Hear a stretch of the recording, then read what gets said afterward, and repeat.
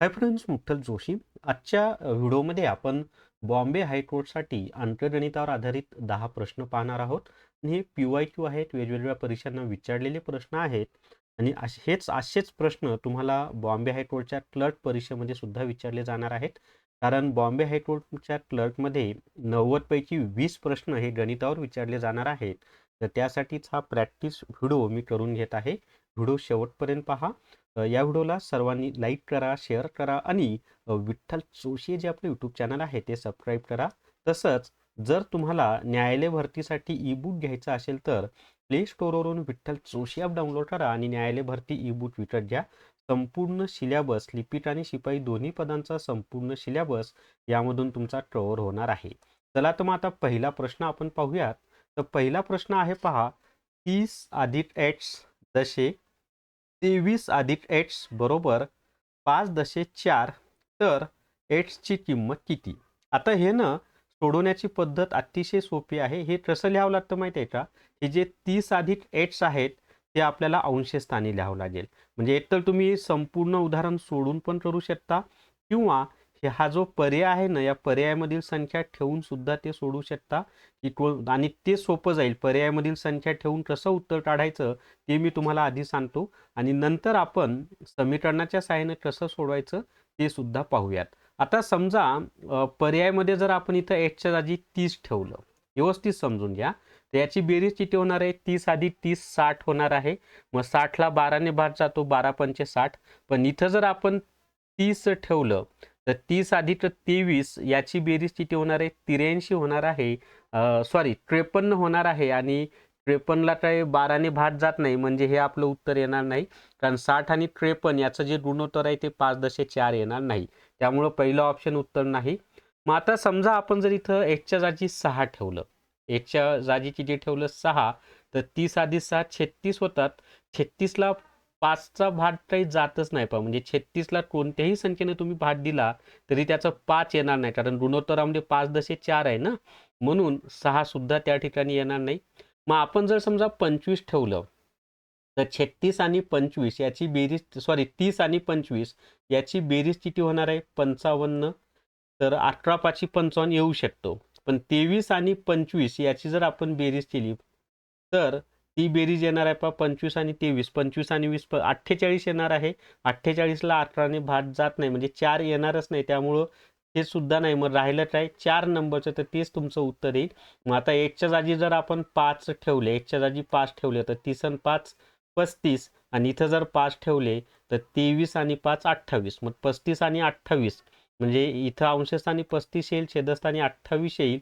मग इथं पहा, 7 5 35, 7 चोट 28, 5.4 येते की नाही आपलं, म्हणजे एकच्या जागी काय येते? 5 येते. हे झालं पर्यायाच्या सहाय्याने कसं सोडवायचं ते. आता पर्यायाचा वापर न करता समीकरण कसं सोडवायचं ते आपण पाहूयात. मग 30 अधिक x आपल्याला अंशस्थानी लिहावं लागेल. 30 अधिक x. छेदस्थानी काय लिहावं लागेल माहिती आहे का? 23 अधिक x. 23 अधिक x बरोबर 5.4ला 5/4 असं तुम्ही लिहू शकता. मग तिरकस गुणाकार केला तर ते कसं होणार आहे माहिती आहे का? 4 कंसामध्ये 30 अधिक x बरोबर हे 23 अधिक x पुढे जाऊन गुणिले होतील. 5 कंसामध्ये 23 इथं गुणिले झाले, हे अधिक पाहिजे बरं का, अधिक आहे ते. 23 अधिक x. आता हे जर आपण सोडवलं तर 4 त्रिक 12 म्हणजे हे आलेलं आहे पहा 120 अधिक 4 गुणिले x केलं तर 4x आलेलं आहे. बरोबर 23 5 किती होते? 115 येते.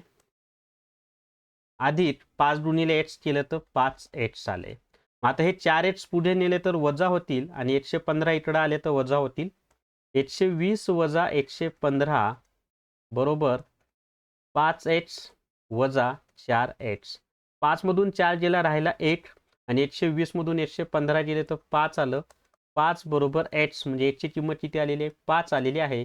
तर डी हे त्याचं उत्तर आहे 5. सोपं होतं की नाही? दोन्ही पद्धतीनं मी तुम्हाला ते सोडून दिलेलं आहे. आता त्याच्या पुढचा प्रश्न पाहूयात आपण. त्याच्या पुढचा प्रश्न आहे पहा, 1/0.05 म्हणजे किती? आता खूप सोपी पद्धत आहे बरं का. आपल्याला काय दिले? 1/0.05 म्हणजे किती? आता म्हणजे एखादा व्यवहारी अपूर्णांक आहे आणि त्याच्या छेदस्थानी जर दशांश अपूर्णांक असेल तर त्या छेदस्थानच्या दशांश अपूर्णांकामध्ये दशांश चिन्ह जे आहे ना त्याच्यानंतर जेवढे घरं असतील तेवढे शून्य अंशस्थानी द्यायचे. मग इथं दशांश चिन्हानंतर 0 आणि 5 असे दोन घरं किंवा दोन अंक आहे की नाही, मग अंशस्थानी 1च्या समोर 2 शून्य द्या. मग 1च्या समोर 2 शून्य द्यायचे. छेदस्थानच्या संख्येमधील दशांश चिन्ह काढून टाकायचं. जी संख्या मिळेल ती छेदस्थानी लिहायची.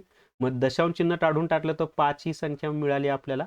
मग आता 5 ने 100ला भाग जातो की नाही, मग तो भाग देऊयात आपण. 5 एक 5, 20 100, म्हणजेच त्याचं उत्तर किती आलेलं आहे, 20 आलेलं आहे. तर 8.05 म्हणजे किती येते, 20 येते. समजले? तर ए हे त्याचं उत्तर आहे. 8.05 म्हणजे किती आलेलं आहे, 20 आलेलं आहे. तर एकदम सोपं आहे की नाही. चला त्याच्या पुढे आता 13 नंबरचा प्रश्न पाहूयात. आणि असेच प्रश्न तुम्हाला ऍक्च्युअल परीक्षेमध्ये विचारले जाणार आहेत बरं का, लिपिक परीक्षेमध्ये. पुढचा प्रश्न आहे पहा. 275 उमेदवारांची परीक्षेला निवड झाली. त्यापैकी 255 उमेदवार पास झाले. तर पास झालेल्या उमेदवारांची टक्केवारी किती? आता इथं सरळ सरळ आहे. 275ला 255, मग 255 काय करा माहित आहे का, अंशस्थानी लिहा. छेदस्थानी 275 लिहायचे आणि त्याला गुणिले काय करायचं आपल्याला, 100. का 100 करायचे, कारण याचं टक्क्यामध्ये रूपांतर करायचे ना. मग 275 पैकी 255, मग त्याला गुणिले 100. किंवा दुसरी पद्धत अशी आहे की 275ला जर 255 होत असतील तर 100ला किती. मग हे जरी तुम्ही सोडवलं तर तिरकस गुणाकारामध्ये 255 गुणिले 100 बरोबर 275x. मग 275 गुणिले 1 पुढे जाऊन भागिले होतील. म्हणजे शेवटी या स्टेपला येता तुम्ही. मग आता याला आपण जर संक्षिप्त रूप दिलं तर या ठिकाणी पहा 5 ने भाग जातो. पहा 255 आणि 275 एकच स्थानी 5 असल्यामुळे 5 ने भाग जातो. मग 5 ने जर आपण भाग दिला तर 5 5 25, 27 मधून 25 गेले, राहिले 2, 25 झाले, परत 5 5 25. आता इथे अंशस्थानी 5 5 25 आणि परत 5 येतं 5. आता 51 आणि 55 या दोन्ही संख्यांना एका समान संख्येने भाग जातो का, नाही जाणार भाग. बरोबर आहे की नाही. 51 आणि 55 या दोन्ही संख्यांना एका समान संख्येने भाग जाणार नाही. मग आता भाग जर जाणार नसेल तर आपल्याला काय करावं लागेल माहिती आहे का, 51 गुणिले 100 करावं लागेल. ते आलेलं आहे 5100 छेद 55. 5100 छेद 55 असं ते येणार आहे. मग आता हे जर आपण सोडवलं तर कसं होईल ते माहित आहे का, या ठिकाणी परत 5चा भाग जाईल कसा, 18 5 55 वर 5 येतं 5. इथं 8ला भाग जात नाही. मग पुढचा शून्य घेण्यासाठी इथं शून्य द्यावं लागेल आपल्याला. ते झालं 10, 5 दोन्ही 10.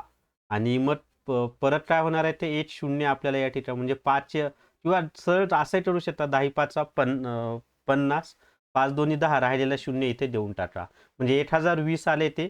मग 1020 भागिले 18 जर आपण केलं तर या ठिकाणी पहा 18 9 99. 102 मधून 99 गेले तर राहिले किती, 3, 30 झाले. 18 दोन्ही 22, राहिले 8, म्हणजे 8ला भाग जात नाही म्हणून इथं दशांश चिन्ह द्या. 80 झाले. मग 18 7 77, मग 92.7 एकाच ठिकाणी कुठं 92.7. तर हे तुमचं उत्तर आहे. 92.7% हे तुमचं उत्तर आलेलं आहे. समजले? चला त्याच्या पुढे आता पुढचा प्रश्न पाहूयात. त्याच्या आधी एक छोटीशी जाहिरात, की जर तुम्हाला माझ्याकडून स्पर्धा परीक्षा अंकगणित आणि स्पर्धा परीक्षा बुद्धिमत्ता चाचणी, कारण हायकोर्टमध्ये गणितावर 20 प्रश्न येणार आहेत, बुद्धिमत्ता चाचणीवर 20 प्रश्न येणार आहेत, अशा 40 प्रश्नांची परिपूर्ण तयारी करायची असेल तर हे 2 पुस्तकं अतिशय उपयुक्त आहेत पहा. आणि या दोन्ही पुस्तकांची किंमत 450 रुपये आहे. घरपोच तुम्हाला मिळून जातील, पुस्तकाच्या दुकानात मिळत नाहीत, मी पोस्टाने पाठवतो. आणि दोन्ही पुस्तक घ्यायचे असतील तर मला 88 06 06 86 18 या व्हॉट्सअपच्या नंबरवर मेसेज करा. गणित आणि बुद्धिमत्ता चाचणीची दोन्ही पुस्तकं तुम्हाला घरपोच मिळून जातील, तेही फक्त 450 रुपयामध्ये. चला आता त्याच्या पुढचा प्रश्न पाहूयात आपण. पुढचा प्रश्न आहे आता 14 नंबरचा प्रश्न तुम्हाला स्क्रीनवर दिसेल. प्रश्न आहे पहा. एका व्यापाऱ्याने 520 रुपयाच्या किमतीवर 15% सूट दिल्यास ती वस्तू किती रुपये किमतीला पडेल? 2 पद्धतीने हे उदाहरण सोडवता येतं. सर्वात सोपी पद्धत अशी आहे की 520च्या किमतीवर 15% सूट दिली. मग सरळ सरळ काय करा, 520चे 15% काढा. 520 गुणिले 15/100. आता हे आपण सोडवलं, 0 0 कटला. परत कितीने भाग जाईल, 5 त्रिक 15, 5 दोन्ही 10. आता या 2ने 52ला 26चा भाग जातो, 26 दोन्ही 52 येतं पहा, किंवा बे दोन्ही 4, बे 7 12. मग 26 गुणिले 3 किती येणार आहे, ते 26 त्रिक 78 येतं पहा. 26 गुणिले 3 केलं तर किती येतं, 78. पण आपलं उत्तर 78 आहे का, नाही. की 15% सूट दिली. जेव्हा 520 रुपये किंमत आहे तेव्हा तिच्यावर 15% सूट दिली. मग 520चे 15% म्हणजे 78 आले. मग दुकानामध्ये आपण गेल्यानंतर म्हणतो ना, काहीतरी सूट द्या. मग 15% सूट दिली म्हणजेच 78 रुपयाची सूट दिली. मग 520 वर 78 रुपयाची सूट दिली. मग किती रुपयाची म्हणजे ती वस्तू किती रुपयाला पडेल, तर 520 वजा 78 करा. मग ही जर वजाबाकी आपण केली तर 10 मधून 8 गेले, राहिले 2, इथं झाले 8. 12 मधून 8 गेले, राहिले 4, इथं झाला 1. 5 मधून 1 गेला, राहिले 4. किती रुपयाला वस्तू पडणार आहे, 442 रुपयाला ती वस्तू पडणार आहे. ए हे त्याचं उत्तर आहे, 442. चला त्याच्या पुढचा प्रश्न आहे आता नेक्स्ट. सरळ व्याज चक्रवाढ सरळ व्याजवरचा प्रश्न आहे पहा. प्रश्न असा आहे, 8% सरळ व्याजाने 10 वर्षे मुदतीकरिता घेतलेली किती रक्कम 3300 रुपये देईल. काय म्हणत आहे मी, 8% सरळ व्याजाने 10 वर्षे मुदतीकरिता घेतलेली किती रक्कम 3600 रुपये होईल. आता किती रक्कम म्हणजे काय माहिती आहे का, रास. किती रक्कम या शब्दाचा अर्थ काय असतो, रास असते. आणि रास म्हणजे काय, तर मुद्दल अधिक व्याज. रास म्हणजे काय, मुद्दल अधिक व्याज. आता हे उदाहरण खरं म्हणजे ॲडव्हान्स लेवलचं आहे सरळ व्याजचं. आणि हे या स्वरूपाचं उदाहरण जर आलं तर पर्यायाच्या सहाय्याने सोडवायचं. मग आपला सरळ व्याजचा फॉर्म्युला काय आहे, व्याज सरळ व्याज बरोबर मुद्दल गुणिले मुदत गुणिले व्याजाचा दर भागिले 100. मग पहिला ऑप्शन आपण समजा या ठिकाणी घेतला, 2000 ऑप्शन घेतला. मग सरळ व्याज किती आपल्याला येईल पहा, सरळ व्याज बरोबर मुद्दल 2000, मुदत 10 वर्षे, व्याजाचा दर 8% भागिले 100. मग आता हा 0 हा 0 कटला, हा 0 हा 0 कटला. 200 गुणिले 8 केलं तर 8 दोन्ही 16, त्याच्यावर 2 शून्य द्या, हेच उत्तर येईल पहा. कारण मुद्दल आहे 2000, व्याज आले 1600. 2000 अधिक 1600 जर तुम्ही केलं तर उत्तर किती येते, 3300. मग आपल्याला हेच तर पाहिजे होतं ना, की 8% सरळ व्याजाने 10 वर्षे मुदतीकरिता घेतलेली किती रक्कम 3600 रुपये होईल. तर 2000 रुपये रक्कम किती होईल, 3600 रुपये होईल. तर ए हे त्याचं उत्तर आहे, 2000 रुपये. तर काही प्रश्न न असे पर्यायाच्या सहाय्याने सोडवले तर सोपी जातात. आणि विदाऊट पर्याय जर सोडवायला गेला तर खूप वेळ त्यामध्ये जातो. आता त्याच्या पुढे 16 नंबरचा प्रश्न आहे, 1/8 अधिक 1/12 बरोबर किती. आता इथे छेद समान आहे का, नाही. छेद समान नसेल तर काय करायचं माहिती आहे का, पहिल्या व्यवहारी अपूर्णांकाचा अंश आणि दुसऱ्याचा छेद यांचा गुणाकार करा. मग 1 गुणिले 12 अधिक दुसऱ्या व्यवहारी अपूर्णांकाचा अंश आणि पहिल्याचा छेद यांचा गुणाकार करा. 1 गुणिले 8 आणि छेदस्थानी असलेल्या संख्यांचा गुणाकार करा. 8 गुणिले 12. पुढे काय होणार आहे, 12 एक 12 अधिक 8 एक 8 आणि छेदस्थानी 12 8 96. मग आता 12 आणि 8 किती येते, 20. 20/96. मग याला जर संक्षिप्त रूप दिला आपण तर काय येणार आहे पहा, 4 पंचे 20 आणि 24 चोट 96. तर 5/24 आपलं उत्तर येणार आहे. किती नंबरचं ऑप्शन आहे, 5/24. बी हे त्याचं उत्तर आहे, 5/24 हे आपलं उत्तर आलेलं आहे. सोपं होतं की नाही. चला त्याच्या पुढे आता 17 नंबरचा प्रश्न आहे. 17 नंबरचा प्रश्न आहे पहा, एका गोदामातील अन्न 1000 कुटुंबांना 15 दिवस पुरेल तर तेच धान्य 500 कुटुंबांना किती दिवस पुरेल. सोपा प्रश्न आहे की या ठिकाणी जर एका गोदामातील अन्न 1000 कुटुंबांना 15 दिवस पुरेल आणि कुटुंब 1000 वरून किती झालेत, 500 झालेत. मग कुटुंबाची संख्या जर निम्मी झाली तर धान्य पुरण्याची संख्या कशी होणार आहे, दुप्पट होणार आहे. समचरणाचं उदाहरण आहे ना. कुटुंबांची संख्या वाढली, धान्य पुरण्याची संख्या कमी झाली. कुटुंबाची संख्या कमी झाली, धान्य पुरण्याचे जे दिवस आहेत ते वाढले. मग 1000चे निम्मे किती होतात, 500. मग आपल्याला या 15ची दुप्पट करावं लागेल. 15ची दुप्पट किती येते, 30. तर विदाऊट फॉर्म्युला कशाचाही वापर न करता फक्त थोडंसं समजून घेतलं तर डायरेक्ट उत्तर येतं याचं, की आधी कुटुंब 1000 होते, मग नंतर 500 कुटुंब झाले. म्हणजे कुटुंब कितीनं कमी झाले? निम्म्यानं कमी झाले. मग कुटुंब जर निम्म्यानं कमी झाले तर दिवस निम्म्यानं दुप्पट होतील. सॉरी, व्यस्त चलनाचं उदाहरण, मी सुरुवातीला तुम्हाला समचलन बोललो, सॉरी, हे व्यस्त चलनाचं उदाहरण आहे. मी चुकून समचलन बोललो, बोलण्याच्या ओढ्यात होतं ते. कुटुंबाची संख्या कमी झाली की दिवस वाढतील. समजले? मग कुटुंबाची संख्या निम्म्यानं कमी झाली तर दिवस हे दुप्पट होतील. मग 15ची दुप्पट किती येते? 30 येते. मग 1000 कुटुंबाला जर 15 दिवस धान्य पुरत असेल तर तेच 500 कुटुंबाला किती दिवस पुरणार आहे? 30 दिवस पुरणार आहे. व्यस्त चलनाचं उदाहरण होतं हे. कुटुंबाची संख्या कमी झाली, दिवस वाढले. कुटुंबाची संख्या वाढली, दिवस कमी होतील, असं ते व्यस्त चलनाचं उदाहरण आहे. तर 30 हे त्याचं उत्तर येईल. विदाऊट फॉर्म्युला तुम्ही ते सोडवू शकता.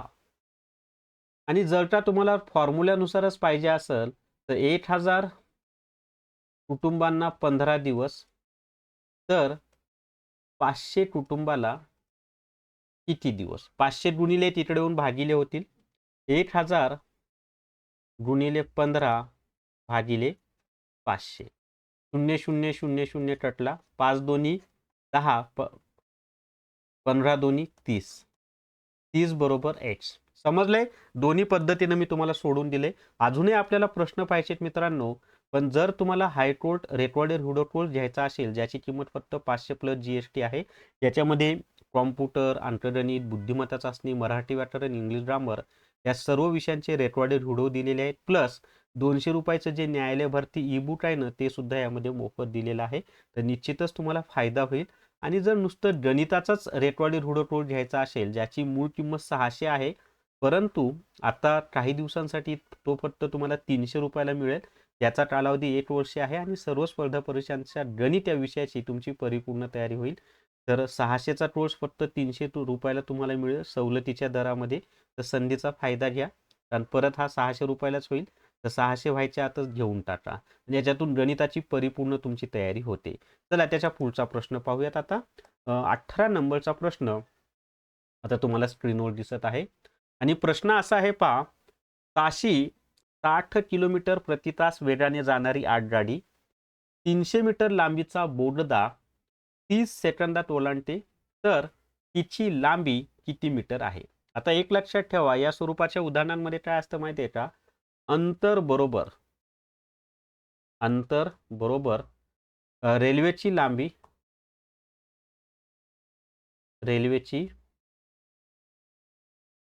लांबी अधिक बोगदा किंवा पुलाची किंवा प्लॅटफॉर्मची लांबी. इथं बोगदा दिले म्हणून बोगद्याची लांबी असं ते होणार आहे. बोगद्याची लांबी. समजले? आणि अजून एक लक्षात ठेवा, इथं आगगाडीची म्हणजे बोगद्याची लांबी मीटरमध्ये दिलेली आहे, वेळ सेकंदामध्ये दिलेली आहे, पण अंतर किलोमीटर प्रति तासमध्ये दिले. मग हे मीटर प्रति सेकंद आहे की नाही? मग किलोमीटर प्रति तासचं रूपांतर आधी मीटर प्रति सेकंदमध्ये करावं लागेल. आणि दुसरा एक फॉर्म्युला असा आहे की वेग बरोबर अंतर भागिले वेळ. आता वेग किती आहे? 60, पण हा वेग किलोमीटर प्रति तासमधील आहे. मग त्याचं रूपांतर मीटर प्रति सेकंदमध्ये करण्यासाठी त्याला काय करावं लागेल? आपल्याला 518ने गुणावं लागेल. मग 60 गुणिले 518 बरोबर अंतर काय? बोगद्याची लांबी ती आहे 300 मीटर. रेल्वेची लांबी, समजा रेल्वेची लांबी आपण x मानूयात, भागिले वेळ किती आहे? तर वेग बरोबर अंतर भागिले वेळ. तो वेळ आहे 30 सेकंद. समजले? आता हे 30 भागिले तिकडे येऊन काय होणार आहेत? गुणिले होणार आहेत. मग हे समीकरण असं होईल, 60 गुणिले 518 गुणिले 30 बरोबर 300 अधिक x. मग आता इथं 6ने भाग जाईल, पहा, 6 18, 6 पंचे 30, त्याच्यानंतर 3 येतं 3, आणि इथं कितीचा भाग जाणार आहे? 3 दोन्ही 6 म्हणजे 20चा भाग जाणार आहे. मग आता हे कसं होईल? 20 100, आणि 100 गुणिले 5 केलं तर 500 आले. मग 500 बरोबर 300 अधिक x. आता हे 300 अधिक आहे, तिकडे येऊन वजा होतील. मग 500 वजा 300 बरोबर x. 500 मधून 300 गेलं तर 200 राहिलं. एचची किंमत किती आली 200 आणि एच कशाला मानलं होतं आपण रेल्वेच्या लांबीला, तर रेल्वेची लांबी आलेली आहे 200 मीटर. समजलंय सर्वांना? तर बी हे त्याचं उत्तर आलेलं आहे 200 मीटर हे आपलं उत्तर आहे. चला त्याच्या पुढे आता 19 नंबरचा प्रश्न आपण पाहूयात. हा पण रेल्वेवरचा ॲडव्हान्स लेव्हलचाच प्रश्न होता बरं का. दोन संख्यांची बेरीज 46 व वजाबाकी 2 आहे, तर त्यांचे गुणोत्तर किती? आता त्या दोन संख्या समजा, त्यापैकी पहिली संख्या एक्स आहे आणि दुसरी संख्या वाय आहे. तर पहिलं काय दिलंय आपल्याला? दोन संख्यांची बेरीज किती आहे? एक्स अधिक वाय बरोबर 46 आणि त्या दोन संख्यांची वजाबाकी म्हणजे एक्स वजा वाय बरोबर 2. आता पुढे काय करायचं? या दोन्हींची काय करूयात आपण? बेरीज ठरवूयात. मग या दोन्हीची जर आपण बेरीज केली तर कशी होणार आहे ती? एक्स अधिक वाय, म्हणजे दोन्हींची बेरीज ठरवून म्हणत आहे मी. त्या पद्धतीनं सोडवलं तर हे आपल्याला सोडवता येईल. मग आता दोन्हीची बेरीज केली तर एक्स अधिक वाय बरोबर 46 अधिक एक्स वजा वाय बरोबर 2. मग आता याची बेरीज जर आपण केली तर एक संख्या धन असेल आणि दुसरी ऋण असेल तर त्याची वजाबाकी होते. म्हणजे मोठ्या संख्येतून लहान संख्या वजा करायची, म्हणजे धन आणि ऋण हे काय झाले? कटले. याचं शून्यच येणार आहे, त्यामुळे त्याचं काही घ्यायची गरज नाही. हे एक्स आणि एक्स किती होणार आहेत? 2x. त्या शून्याचा काही विचार करायचा नाही बरोबर. 46 आणि 2 किती होते? 48. हे दोन गुणिले पुढे जाऊन काय होतील? भागिले. एक्स बरोबर 48 भागिले 2. कितीचा भाग गेला? 24चा भाग गेला. मग आता या ठिकाणी पहा, एक्सची किंमत किती भेटलेली आहे आपल्याला? 24 भेटलेली आहे. मग समीकरणामध्ये जर मांडला आपण एक्सच्या जागी 24 लिहिलं, 24 अधिक वाय बरोबर 46. मग आता 24 गुणिले पुढे जाऊन भागिले होतील. वाय बरोबर 46 वजा 24 जर आपण केलं तर 6 मधून 4 गेले राहिले 2, 4 मधून 2 गेले राहिले 2, म्हणजे 22 झालंय. म्हणजे एक्सची किंमत आलेली आहे 24 आणि वायची किंमत आलेली आहे 22. मग त्यांचं गुणोत्तर एक्सची किंमत 24 अंशस्थानी, वायची किंमत 22 छेदस्थानी. तर 2 ने भाग जातो, 12 दोन्ही 24, 18 दोन्ही 22, म्हणजे 12 × 10 = 18 हे आपलं उत्तर आहे. किती नंबरचं ऑप्शन आहे पहा? डी हे त्याचं उत्तर आहे, 12 × 10 = 18. समजले कसं सोडवायचं ते? उदाहरणं अवघड आहेत पण सोडवण्याच्या पद्धती अतिशय सोप्या मी तुम्हाला शिकवत आहे. या स्वरूपाचे प्रश्न तुम्हाला विचारले जातील. आता 20वा प्रश्न आहे पहा, की 25 गुणिले 3 पहिल्या कंसात वजा दुसऱ्या कंसात 70 वजा 12 बरोबर किती? 25 गुणिले 3 किती होतं? 75 वजा 70 मधून जर 12 गेले तर ते राहिले 58 येते 58. मग आता 75 वजा 58 आपण जर केलं, 75 वजा 58 तर काय येणार आहे पहा? 15 मधून 8 गेले राहिले 7, एकच स्थानी 7 एकाच ठिकाणी, हेच तुमचं उत्तर आहे. बाकी पाहायची गरज नाही, तरी संपूर्ण सोडून देतो. 15 मधून 8 गेले राहिले 7, राहिला एक 6 झाले. 7 मधून 1 गेले राहिले आहेत 17. तर काय उत्तर येणार आहे त्याचं? 17 हे त्याचं उत्तर आहे. समजतंय सर्वांना? काय उत्तर आहे त्याचं? 17 हे त्याचं उत्तर आहे. आणि जर तुम्हाला हायकोर्ट क्लर्क टेस्ट सिरीज घ्यायची असेल तर प्ले स्टोअरवरून विठ्ठल जोशी ॲप डाउनलोड करा आणि हायकोर्ट क्लर्क टेस्ट सिरीज विकत घ्या. याच्यामध्ये 90 प्रश्नांच्या 10 फुल टेस्ट दिलेल्या आहेत, प्लस टॉपिक वाईज टेस्ट 250 पेक्षा जास्त दिलेले आहेत. निश्चितच तुम्हाला फायदा होईल. त्याचबरोबर हायकोर्ट पिऊन टेस्ट सिरीज सुद्धा विठ्ठल जोशी ॲपमध्ये उपलब्ध आहे. याच्यामध्ये तुम्हाला 30 प्रश्नांच्या साधारणपणे आत्तापर्यंत 64 टेस्ट, म्हणजे त्याच्यापैकी 30 लाईव्ह आहेत आणि बाकीच्या 34 PDF स्वरूपात आहेत आणि टॉपिक वाईज टेस्ट पण भरपूर आहेत. 100 पेक्षा जास्त तुम्हाला टेस्ट त्याच्यामध्ये मिळतील. तर म्हणजे आत्तापर्यंत झाल्यात, अजूनही अपडेट होत जातं ते. तर निश्चितच तुम्हाला सरावासाठी या दोन्ही टेस्ट सिरीजचा फायदा होईल. तर या व्हिडिओमध्ये एवढीच माहिती. या व्हिडिओला सर्वांनी लाईक करा, शेअर करा आणि विठ्ठल जोशी जे आपलं यूट्यूब चॅनल आहे ते सबस्क्राईब करा. थांबूयात. धन्यवाद.